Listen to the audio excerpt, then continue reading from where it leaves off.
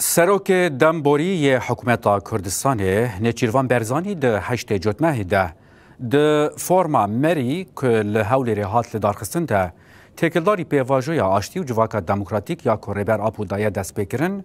نرخاندن نوکی که پککی گهداری ریبر آپوناکه و دولت جدیا و مجاره دایه هف بردف که انسازی مالبات شهیدان یا ورگاه مخموره لسر نرخاندن نچیروان برزانی یا لدجی پککی برتک نشاندان و بانگ لنچیروان برزانی کرن کلی بورین جنگل کرد بخواسته رببرکی کردامه بس مخابن کاجبور رببریا کردا چه تشتی کو پیوستیا کردا به های نیچیر بارزانیت کرد تشتی دولت ترکا نبیجید نیچیر بارزانی وید بیجیدن تشتی دجمنه ما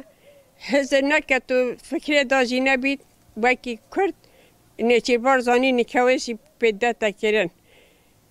چونکی نکه دولت ترکا چه تشتی پینگاوه برچاو نهاودینه پککی تشتا کتی سمیله پککی کرد تشتا کتی سمیله ریبرتی کرد بس مخابن اوه هشمه هماوه گو حتاوه گاوه دولت ترکا چه تش نکریه اینه چی بارزانی چما چه رید بیجیدن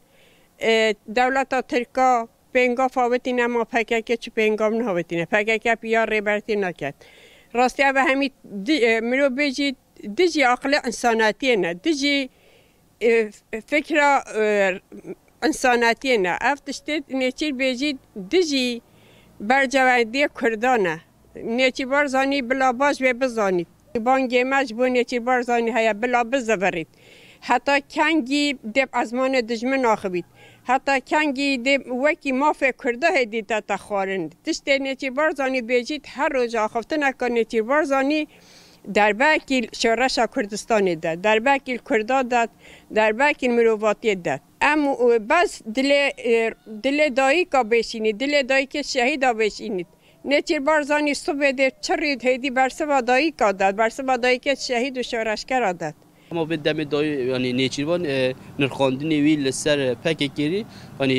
جه شهرمزاریه یعنی ام حمود ببینن گاوی کو پککه تابت او جسارت پککی نهاد که کی جان حزب نت کاری وصوب که یعنی اف نتشتک وصوب بچیکه تشتک تصادف رخمی وی دولت هیچ گاوک نابید یا شنو دولت رخ نبکن شنو دولت بینن وصوب چک زولان tam tersi یکو گاف آبیتی یکو برخاطرنک مازم دیگه پککه اما الجواكو اشته مديا يدا وصل راش كرن وصل يعني حقارت كرن راش كرن هيش في بدره رخ نكربان اشتشينو اوجه حق ما في كردا بگرهن اودي بكن tam tersi yani partiye Kürt وصل راش كرن هلا پکه او قص شهید دایا او قص برخدان دایا یا اوجه همو خیر يعني گلی کرد خیر پکه دی باج ببینه اما گلی کرد به باج دزانی اگر پیواجه سرنکه به ضرر معظم پارتیا قدر پی ببیند بلا هیچ قوی به بهر نبینن ام دی ساجو گل وارگه سلاو حس کردن خواجه ریبر